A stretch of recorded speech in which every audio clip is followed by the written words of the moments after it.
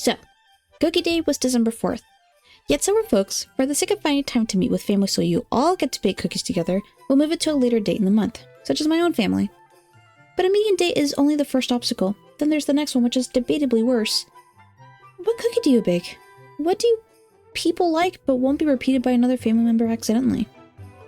Well, for those of you who still have time to choose, or are curious to see if your favorite cookie will be mentioned, I have a list here of some popular winter cookies that will pitch to you via random fun facts because I haven't tasted many cookies.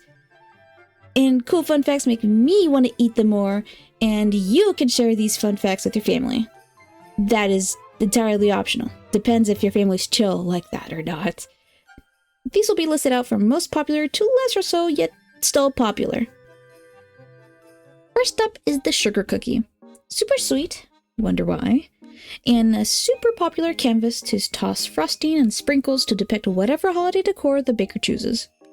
It's not something exclusive to sugar cookies being fair, but it definitely has interesting roots on why it's commonly decorated. The OG recipe was called jumbles, and they used to be so dry that they were used as ornaments.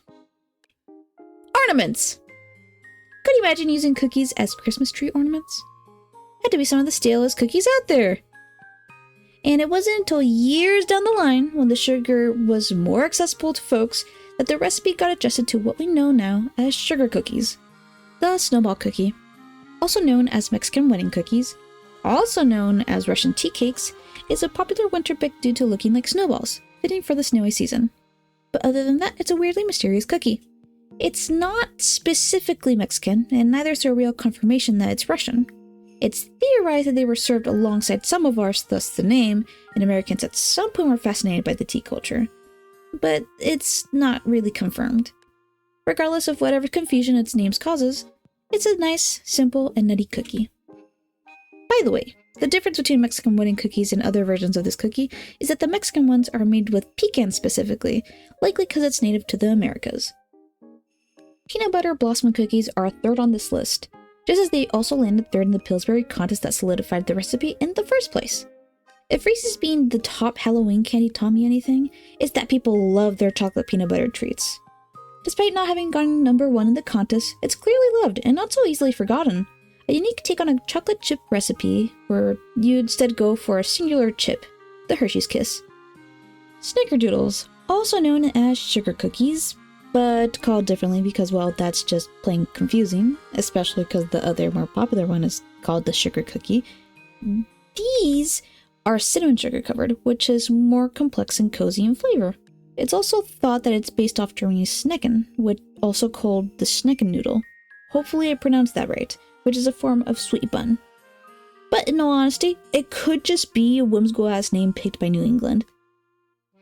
Those last two don't feel very wintry, admittedly. Like, I could see myself munching on them in fall. But this next one's like the Christmas poster child cookies wise. You know it. You guessed it. It's gingerbread. And we got gingerbread cookies and gingerbread men, and we got gingerbread houses, and so much more.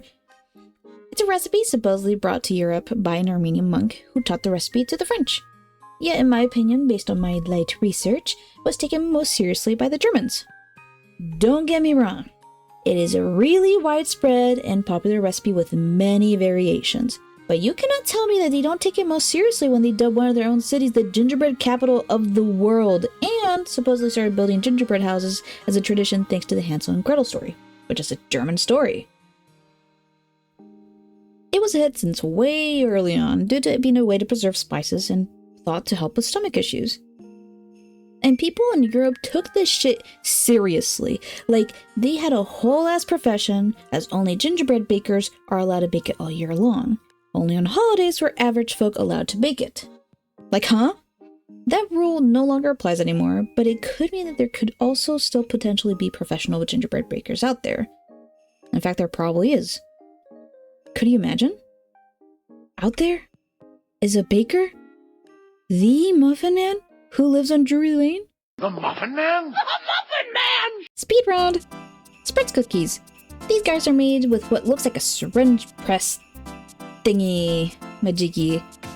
So if you are a perfectionist, these will tend to all look almost alike, and it's easy to make big batches fast.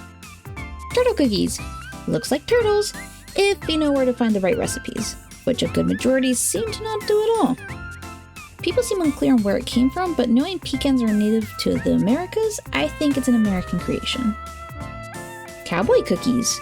Another unclear history one that was popularized by George Bush's wife, Laura Bush, in a bake-off. Chocolate chip cookie and literally all its variations. Mint chocolate, M&M, dark milk, and white chocolate chips. It's a popular basic pick for a reason, and you know it. The OG chocolate chip is said to have been an accident with the creator Ruth Graves Whitman, thinking the chocolate chunks would melt and make the cookie into a chocolate cookie when baked. But it was a debunked myth, as she denied the claims. Honestly, I think it's sillier in a good way if it was the case. Accidents can be cool too sometimes, you know?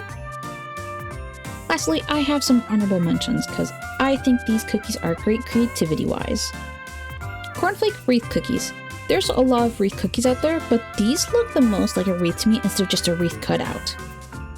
Reindeer cookies are simple yet creatively used pretzels to make the antlers.